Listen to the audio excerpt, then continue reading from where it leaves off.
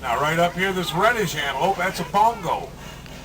Bongos, you can't tell if they're boys or girls from here because both the boys and girls have horns. Now you notice stripes? That's a camouflage pattern that Mother Nature gave to the forest animals. And what it does, it kind of breaks up their outline, lets them hide in the shadows. Mother Nature is a camouflage genius. In fact, there's a bongo right straight up ahead of us on the hillside. See it standing up there? Okay, now, there's another one back there in the brush. Look at how it blends in. Kind of tough to spot it, see it? Okay, you got your cameras ready? I want you to take a picture of a rare, endangered black rhino. He's laying down right over across the water hole, see it? There's two of them. There's one on the other side of the logs. And there's a third one up in the rocks up there. Those are black rhinos, guys. 3,600 of them left in all of Africa. Because of poachers. Yeah, there's one up in the rocks up there. Look at how big they are. They weigh 3,000 pounds. He can run 35 miles an hour, and his skin's about an inch. You know, I'm kind of hoping in our lifetime that maybe through conservation and protection, like the warden's working all the time, that big old mighty black rhino can get off the endangered list. It's up to us humans. Folks, if your cameras have a sport or action setting, sports or action, try it. It works a little better than auto. Unless, of course, it's got a safari setting. Now, those American cameras don't have safari settings, only the African cameras. Now, guys, right up on the hillside, take a look at that bird. 5 feet tall with a 9-foot wingspan. It's a saddle-billed stork. He's the tallest stork in all of Africa. And he's building a nest. Maybe that's a her. I know the boys build a nest. All right, guys, I got a treat. Let's head down by Sabi River. Let's go see if we can find some hippos. You talk about big critters. The big males weigh up to 5,000 pounds. But you know what? For big and tough as they are, they got sensitive skin. Like a baby, they get sunburned in about 20 minutes. That's why they stay in the river all day. Plus, it helps them keep cool.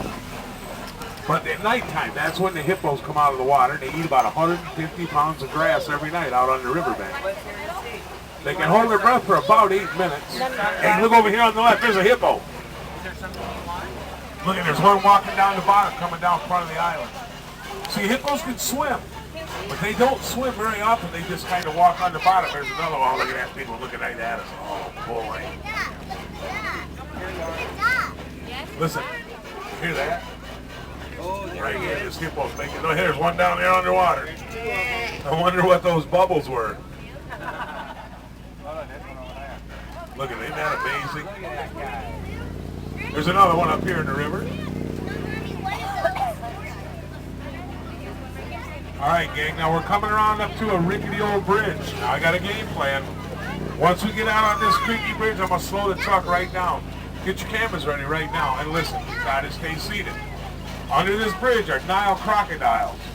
They're real, they're alive, and you can't train them. They only want to do one thing.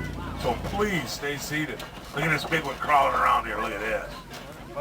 Now they get up to 20 feet long. They're a lot bigger than any alligator back in the U.S. and they're a lot more aggressive. And when it's really hot and sunny, you'll see them open. That's how they cool themselves off.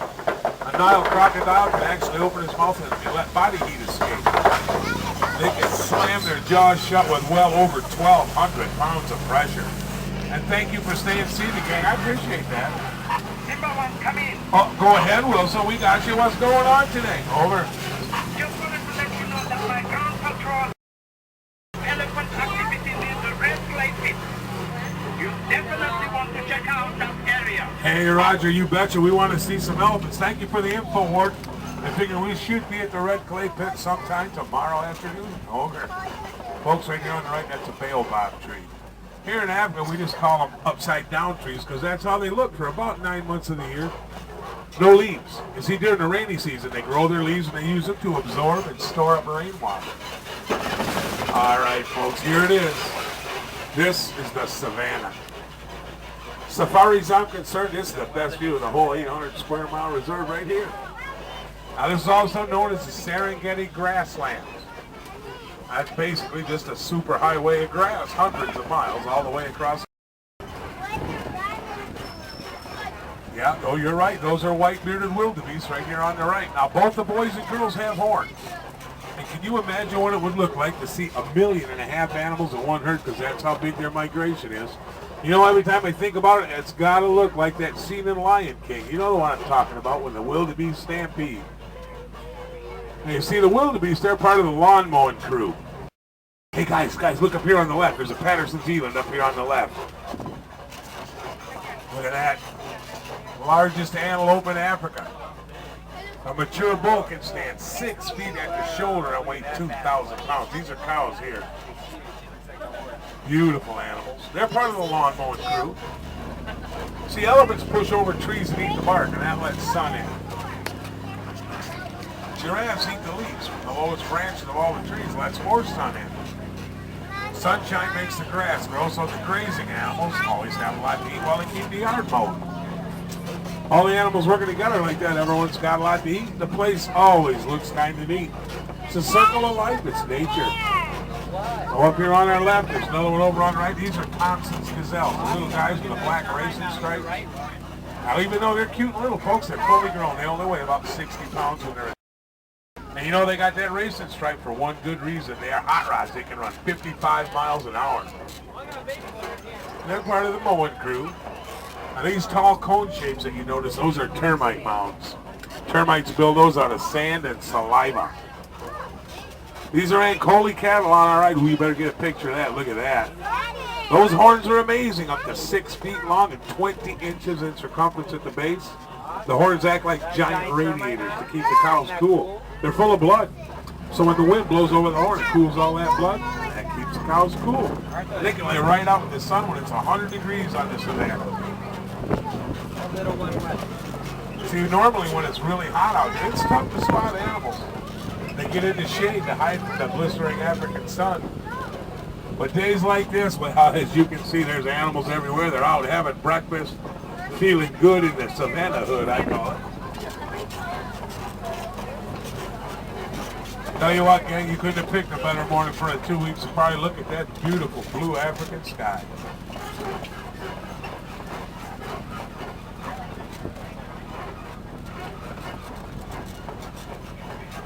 Got some more Tommies up here.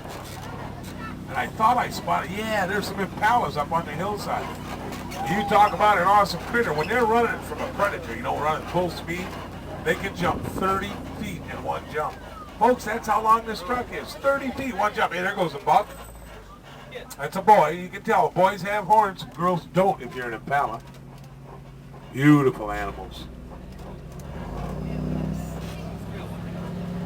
Hey, here's a good look at some Tommies right here beside us.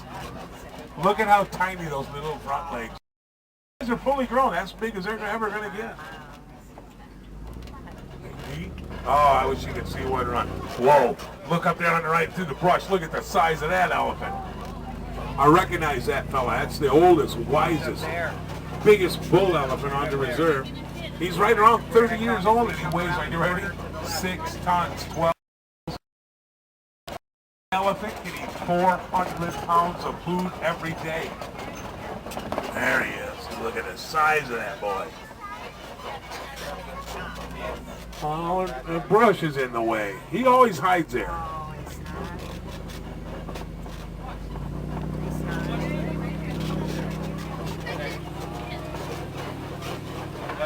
don't know if we're going to get another good look at him or not with this elephant grass growing up here. Like that. He's always hiding back in there. It's all right. We're going to see more elephants, I think. Over here on the left, guys, is Monkey Point. Troop of mandrill monkeys lives in there. Now, you know who mandrill monkeys are. Brightly colored face and rump. Kind of looks like that fella. What's his name? Oh, yeah, Rafiki. And I don't see one. Doggone it. They get in these bushes and sleep, you're right. Especially when it's really hot and sunny. Darn it, I want you to see Rafiki's cousins. There's an FM radio station over here in this part of the reserve. Let me see if I can find a little safari music. I'll show you what the kids listen to in Africa these days. There we go.